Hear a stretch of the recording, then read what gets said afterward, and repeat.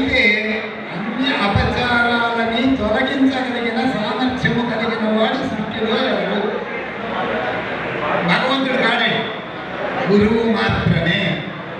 గురువు మాత్రమే అన్ని అపచారాలని తొలగించగలడండి. జాగ్రత్తగా మనం పరిశీలన చేస్తే బ్రహ్మగారు అపచారం చేశారు. బ్రహ్మగారు అపచారం చేస్తే ఆ అపచార దోషం ఎవరు తొలగించాలి? విష్ణువు తొలగించాలి. విష్ణువు అపచారం చేశాడండి. ఆ విష్ణు అపచారాన్ని ఎవరు తొలగించాలి? శివుడు తొలగించాలి. మరి శివుడు అపచారం చేశాడండి. కావలసిన వాడు ఎవరు?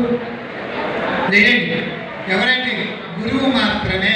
గురువు మాత్రమే శివుడు చేసిన అపచారాలు కూడా తొలగించగలరు. ఒక విషయాన్ని గమనించండి అనమాట. భగవంతుడు అందరూ కూడా మనకి కావలసినటువంటి కోరికలు అడుగుతూ ఉంటారు. వాళ్ళు మనకి ఇస్తూనే ఉంటారు, మనం తీసుకుంటూనే ఉంటాం. వాళ్ళ విషయాలు మనం అపచారాలు చేస్తూనే ఉంటాం. ఆ అపచారాలు అలా ఉంటూనే ఉంటాం.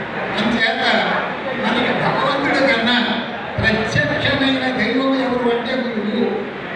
అంచేతే గురువుకి గురు బ్రహ్మ, గురు విష్ణు, గురుదేవో మహేశ్వర, గురు సాక్షాత్ పరబ్రహ్మ, తస్మై శ్రీ గురవే నమః అని గురువుకి అంత ఉన్నతమైన స్థానం ఇచ్చినటువంటి వాళ్ళు సమాజంలో మనకు అంత గురువైనటువంటి స్థానాన్ని ఇవ్వడం అనేటువంటిది జరిగిందండి. అయితే ఇక్కడ మనం పరిశీలిస్తే చాలా విషయాలు ఉన్నాయని చెప్పాల్సింది. మీకు చెబితే ఒక గంట సేపు ఉపన్యాసం ఇస్తాం మీకు కావాలండి. కానీ ఇప్పుడు మనకు అవకాశం లేదు. ఓన్లీ 10 minutes మాత్రమే వాళ్ళు ఎప్పుడు జరిగిందన్నమాట. అయితే మనం